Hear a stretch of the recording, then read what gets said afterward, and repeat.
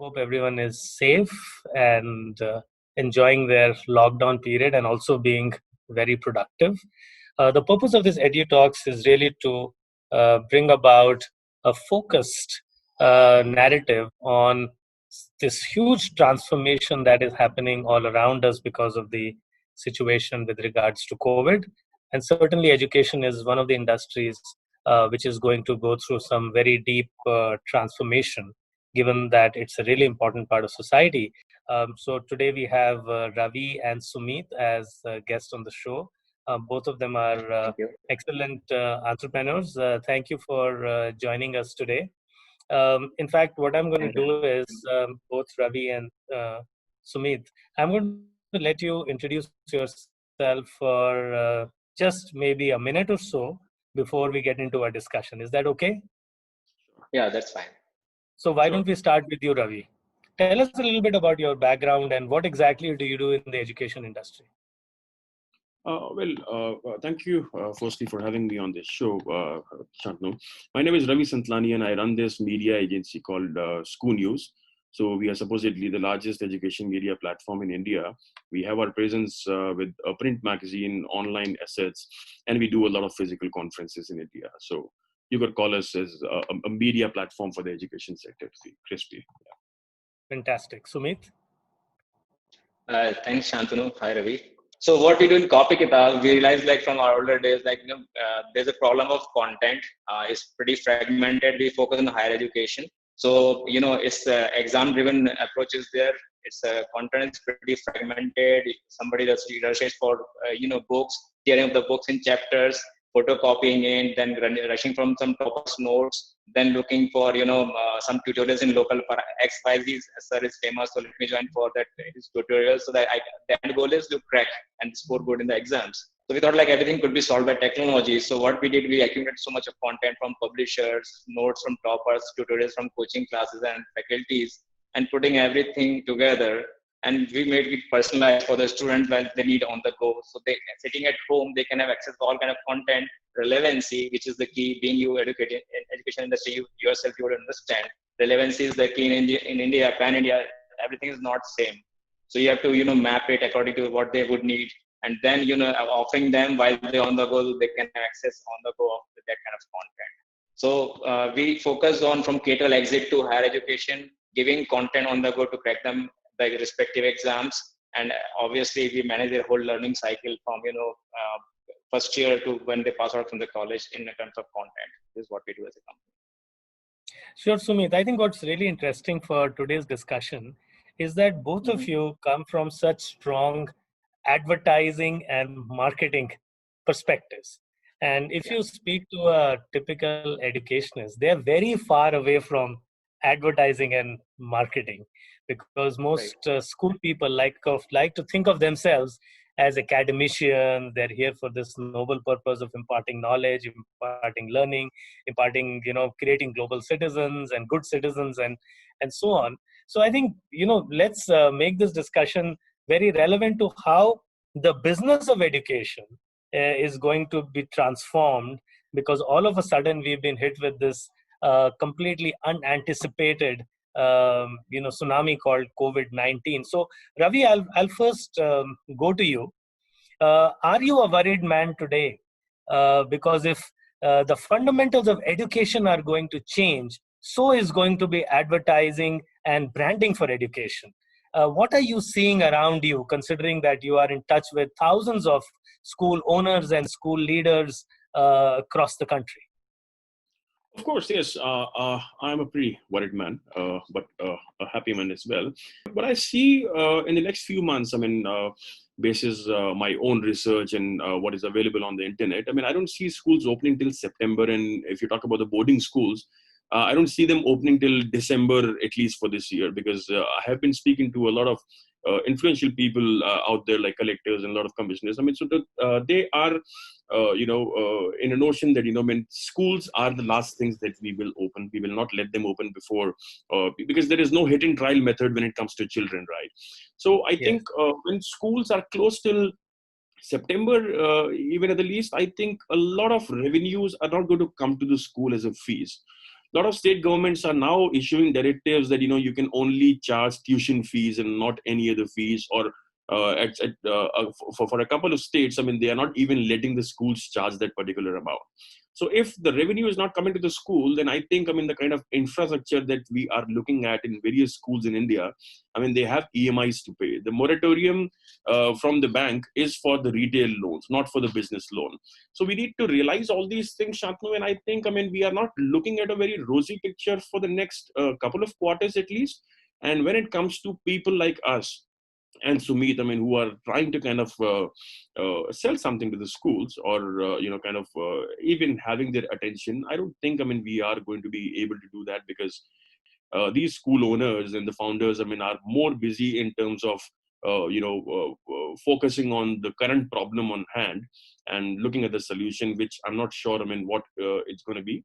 But I think in next couple of quarters or so, I mean, things will get back to normal, because we are in India, and in India, education and healthcare are the two recession-proof industries. We may hit a bump, but then again, we are going to be back on normal, which every school also realize, because these schools also sit on the funds as they are trust and NGOs, and they're not a business in India according to the law.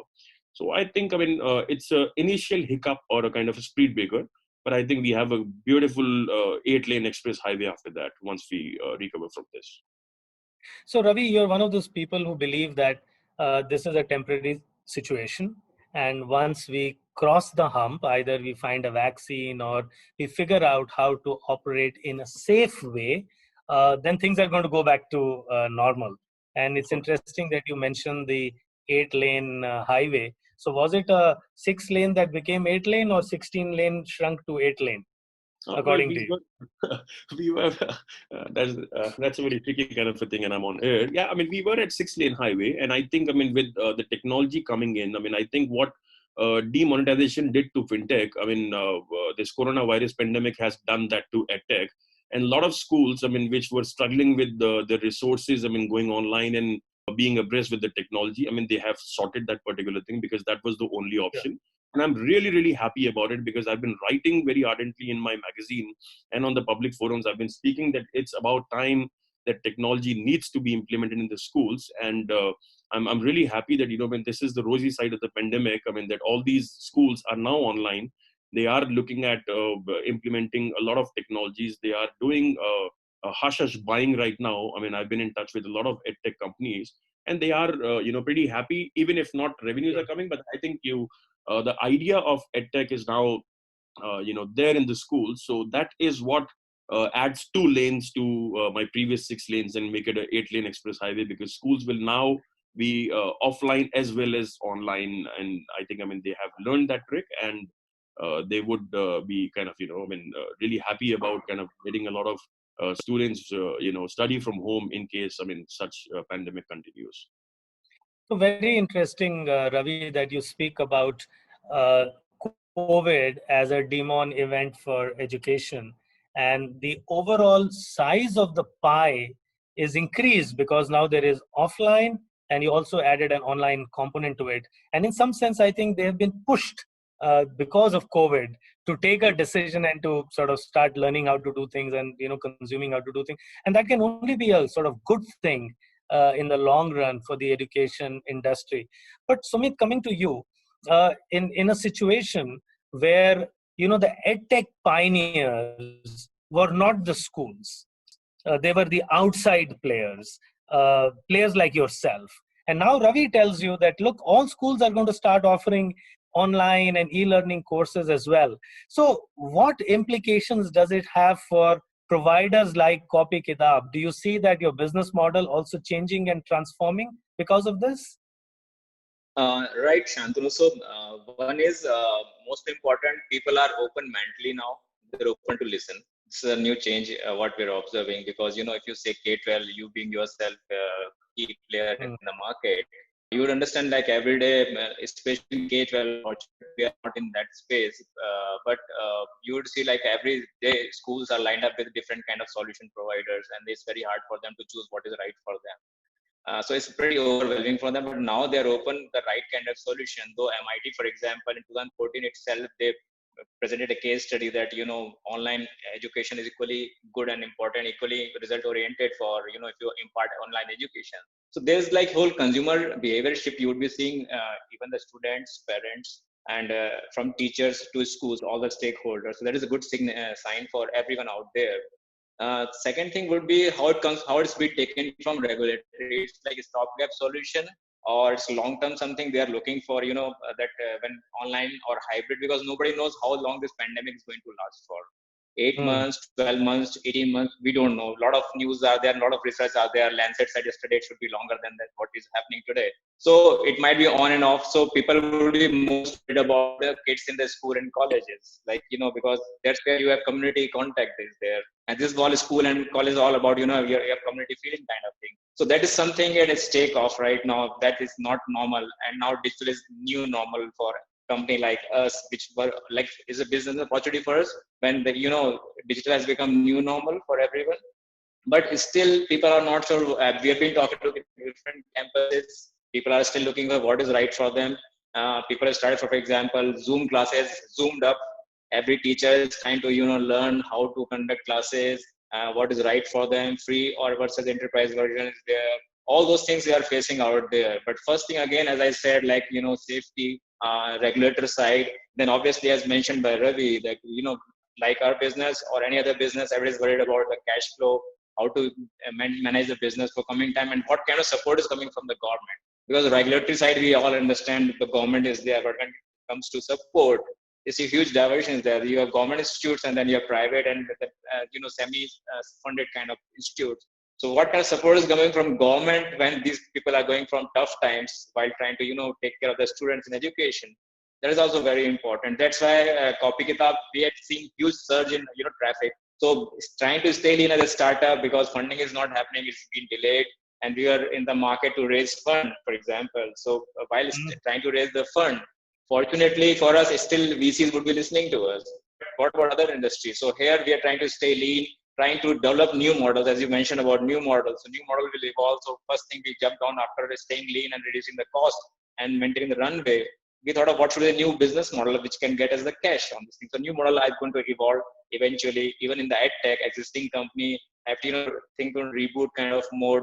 What was already there and what you can make in this kind of opportunity is there for next 6 or 8 months. And as you would know that all Fortune 500 companies, 50% would have been born due to this kind of recessions. So this is an opportunity for ed tech industry and other industry. What you can make out of this kind of scenario, and when things start getting normal, so you can run at full pace. So this is what I'm looking at as a company. Sumeet, very interesting points. And I think one of the things that you touched upon is regulation.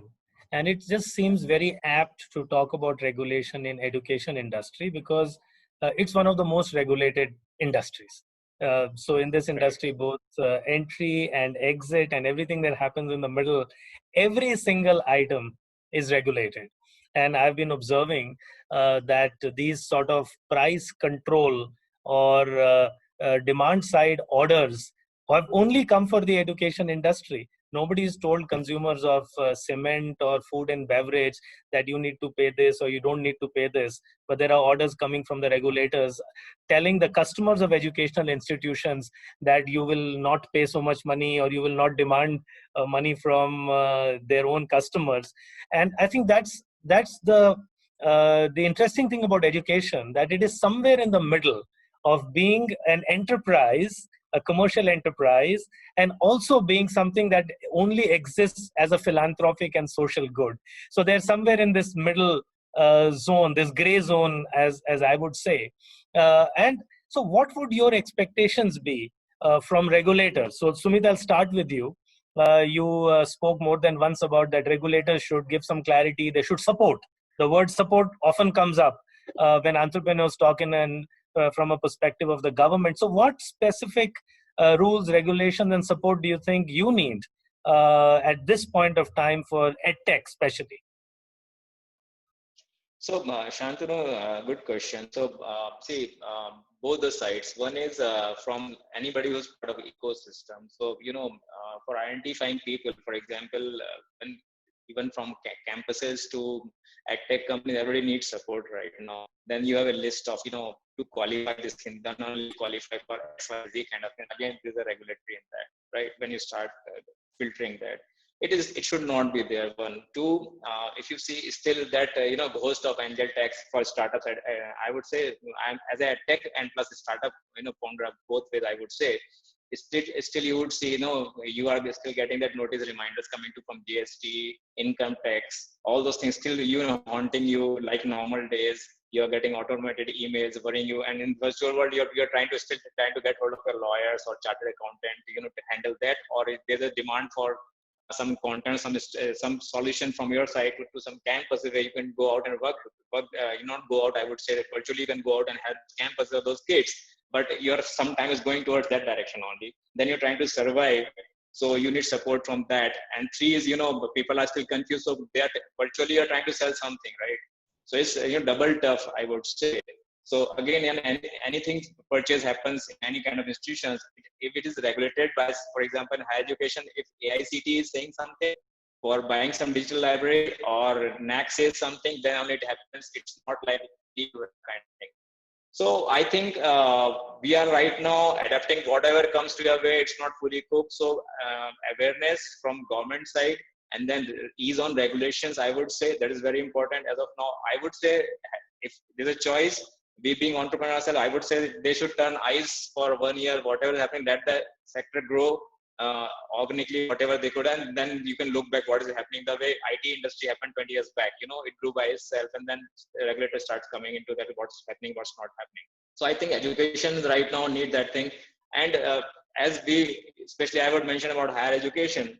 So, everybody's chasing that degree versus private sector. We all are potential employers. When we interview kids, everybody knows there's no hidden secret kind of employability skills we are looking for and what is available in the market. So regulatory side, rather we should focus on, let it open. It should not be only degree open. It should be, let people employ like the way private sector has been employing, what kind of skills kid would have versus what degree he or she is possessing versus, what they actually know. That kind of thing should be emphasized upon. So if you open everything. Sure, Sumeet, that's a really very well thought out laundry list that can be taken to regulators. And I'm sure just as consumers are listening, hopefully the regulators also listening with an open mind today compared to before. Ravi, what would your asks be if you were to compile a wish list of what you want to take to regulators? And I believe you've already been in touch with many of them. What would you want to ask them?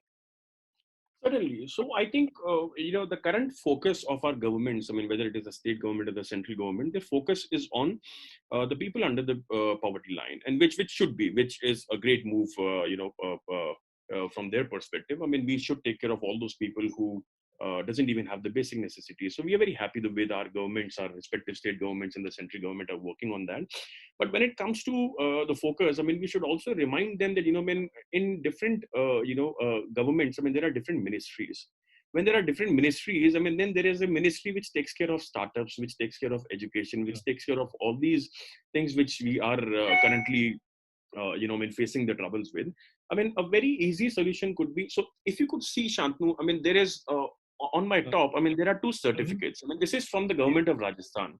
So, a year and a half back, they did a championship kind of a model wherein there were 700 startups in Rajasthan, and ScooNews was awarded as #1 startup. And they gave us a 20 lakh rupees soft loan. So I think, all the startup founders and entrepreneurs in EdTech, we are not looking for any bailout. We are not looking for any grants. What we are looking for is, looking at our account books, looking at our previous work and, the kind of digital footprint that we have and the kind of impact that we have in the ecosystem. The center could, again, this is something coming from a layman. It may sound silly, but then again, any idea is a good idea. So what I suggest to these regulators is, if center could allocate some fund, maybe let's say 25 crore rupees fund to state government of Rajasthan, where I come from. I'm in Jaipur right now. And, the state government could match that particular fund and create a pool wherein all these, the startups, that they've identified and validated, could use that particular fund as a soft loan. giving her account books. I mean, I employ 55 people in my team, and my total salary, role is over a million rupees per month. So, they need to see what was my account books and, am I a legit business? I mean, do I pay my taxes on time and stuff like that? And they could give us soft loans, which we could pay back in maybe 18 months to 24 months, I mean, with our convenience and all. So I think, I mean, this is something which can be done easily, because what we are looking at right now is thousands and lakhs of crore rupees, figures coming in newspapers. We are only talking about state governments of maybe a pool of 25, 30 crore rupees. Just to add that and conclude, I mean, with this particular question, the government also talks about, our Honorable Prime Minister talks about entrepreneurship. He talks about Skill India. He talks about Make in India. He talks about Startup India. So I think this particular subject is very dear to him. And I'm sure, I mean, if this podcast or webinar, I mean, reaches out to him or the authorized, the relevant officers, I think the only thing that we can look at right now is just giving a helping hand to all these people and working with these people in terms of adopting all their solutions in the government sector as well. We know that, I mean, government, 3 months, 6 months payment, but again, I mean, that payment is for sure. I think, I mean, it's about time they need to realize that startup world in India, like Ola and Flipkart and all, I mean, we all together collectively are employing millions of Indian youth and youngsters. And trust me, Shantanu, you know it better, that all these youths now love to work for the startup culture, because the kind of environment that so I think the regulators should really listen to all of us, and, I mean, if not anything, just give us the kind of love that we expect from them, and some soft loans, of course. Any money is welcome to any startup founder. So that's my take on that. Ravi, thanks for making a really very specific and a wonderful pitch on behalf of the entire education industry, or entire startup industry, I would say, for a very specific suggestion. I'm sure someone is, listening to it. In fact, this is the US style of bailout, actually. If you look at the US, the act, this is precisely what they've done. They've actually given payroll loans to organizations so that they don't start firing people. And in India, some of the most emotive thing in India has always been jobs. So nobody wants to see unemployed youth on the street. So I'm sure that this specific suggestion, at least the Founder India team can take to the relevant people, and I'm sure somebody is going to hear that. So coming back to this topic of transformation and the change that is happening in education, and what kind of opportunities it might unleash. A significant part of the population is now learning at home or studying at home. And Ravi, you mentioned that even after we open up the education sector for people to walk into our school buildings and college buildings, things are never going to be the same again, and some form of e-learning is going to stay. So if you were to compile a list of winners and losers in this, what do you think, as an industry observer and as a startup yourself, what do you think is going to distinguish the winners from the losers in this next phase of the evolution of edtech? And let's be very specific to India, to the Indian requirements, and so on. How would you sort of lay down the mantra for success, the do's and the don'ts, what to do and what to avoid for young edtech startups? Well, I think, I mean, I have been a great fan of, the Google mantra. I mean, just keep it simple. The KISS methodology, I mean, wherein we talk about it all the time. We see a lot of edtech solutions, I mean, which are created just to please the coder or the founder of the, edtech startup. But people don't really do the research here. I mean, let's be a little candid here. I mean, see, I come from media. And I have a habit of going candid here, and I'll do that again. I mean, we need to realize that the customers who are going to use our solutions are the educators first, and then the students. You need to sell any technology to the school first. I mean, we're not talking about B2C here. I'm very categorically, I'm talking about B2B here. I mean, if you're selling it to schools, then we need to design it in such a way wherein the teachers, the people who are doing it, and kind of giving that technology or transferring that technological know-how to the students and the parents, it should be a very easy to understand kind of a thing. Just the way we chose Zoom today. I mean, Zoom is pretty easy. I mean, you don't need to download it. I mean, nowadays, I mean, you just click on it. We are doing webinars and thousands of people are joining it. So it was very simple for us to kind of share a link with these people where they click and they just see each other and talk to each other. But what we are facing right now, because I speak to a lot of principals day in and day out. I mean, over and about 1,000 principals in one quarter. I mean, I speak and I meet with. I mean, the problem here, Shantanu, very frankly, is the kind of the interface and UI and UX. I mean, it's pretty complicated. I mean, Yeah. so what my only advice to all these edtech founders would be that keep it simple, stupid. I mean, that's the KISS methodology is something which should be in our focus when we design this. And I think the second most important thing is also keep the parents in the product planning, because if I'm a father of two beautiful kids. My daughter goes to Sindhya Kanya Vidyalaya and my son goes to Maharaja Sawai Bhavani Singh School in Jaipur. And when a lot of circulars keep coming in, a lot of emails, and I'm a person born in the internet era, but not a lot of parents are. So I think the parent perspective also needs to be kept in the product planning when we do that. And I think the only thing that we can think of right now is something which is really important to the schools, because as I said, even if we hit the normal street again, schools will still go online. And there is a new model in the circuit which has been discussed these days at length, is how these schools in next 1 year or so will actually shift 40 to 45% online, wherein even if 5 or 6 days of schools, they will deliberately keep these kids away half of the time, to work from home or learn from home. So I think that's also a lot of articles have been done by Guardian and Forbes, and this is how I think so. I think technology is here to stay, and the only thing that I suggest to all these edtech people, I'm not saying any don'ts. The only do's I'm trying to give here is just keep it simple. It's about time to pivot. It's about time to go back to the drawing board and think again that what exactly feature is required and what is not, and just do away with the difficult ones and just give them the simple ones, because a lot of millions of educators in India are now looking to learn, and there are a lot of courses which are now full pack on different platforms, wherein these teachers are coming and learning how to start online learning for their students while they're home. So this is a very I think Ravi, your suggestions seem very commonsensical, but that's precisely what is missing and what's lacking in a lot of the products out there. And I think the key takeaway, I think for me and for everybody else, is that all of a sudden the demand side has been unleashed. This animal has been unleashed, and I think the successful ones will be those who are able to keep things very focused, keep things very simple, and I think most importantly, as you mentioned, keep the parent in the loop, because you need to win the parent over, because not only does he control the wallet, he is also in many cases taking the buying decision. Sumit, coming to you, I think I'm sure what Ravi's just mentioned must certainly be resonating, but there's one important angle in education technology that we all seem to be missing out, and that is this whole thing about affordability. There is a certain part of India, metropolitan, that can probably afford premium, expensive product, but there is a very big Bharat in our country, which and their ability to pay is going to be far more constrained today. In the post-COVID environment, where millions of parents are expected to lose jobs and so on.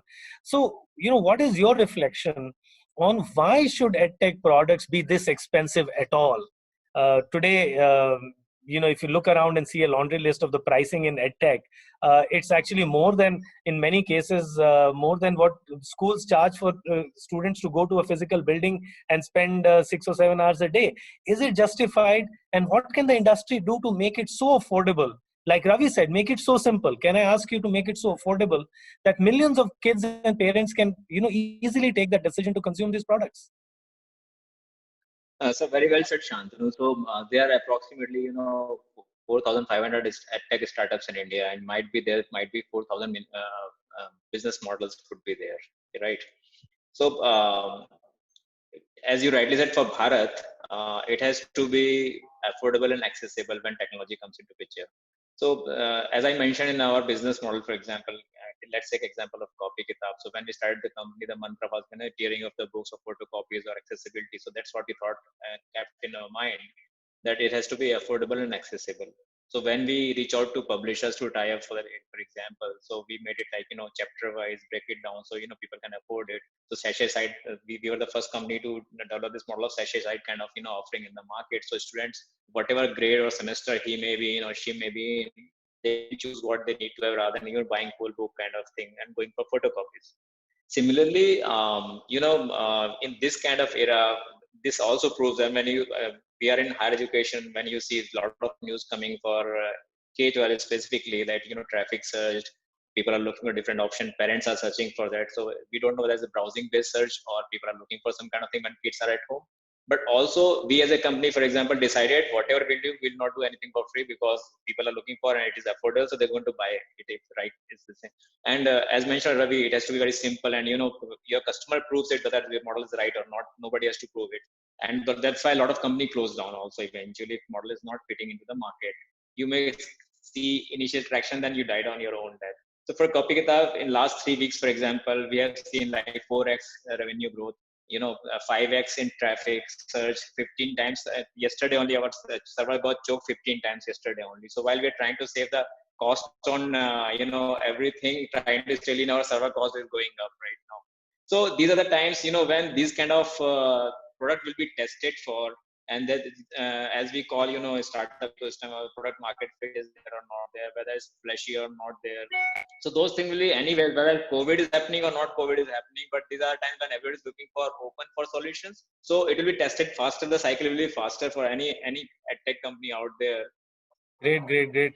Absolutely. So you feel there is hope for the 4,500 startups, and it's not going to be a winner takes all kind of a market. And solutions have to be simple, and they have to be very relevant. Thank you so much for being on this Edu Talk by Founder India, and I'm sure these relevant messages will not just go out to the startup community, but also to the regulators who will listen. And we see bright days ahead for the education and edtech industry. Thank you very much, guys.